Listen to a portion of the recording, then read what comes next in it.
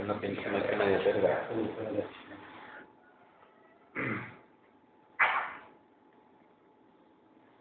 Y luego la pobrecita se pone a amamantar hasta a sus nietos, ¿no? Bien buena gente.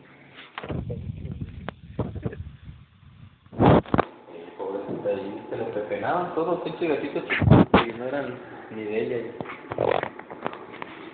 Ella los comía. Tenía espíritu de... Y ya, se acuerda su relojito y iba para allá, y ella iba por delante.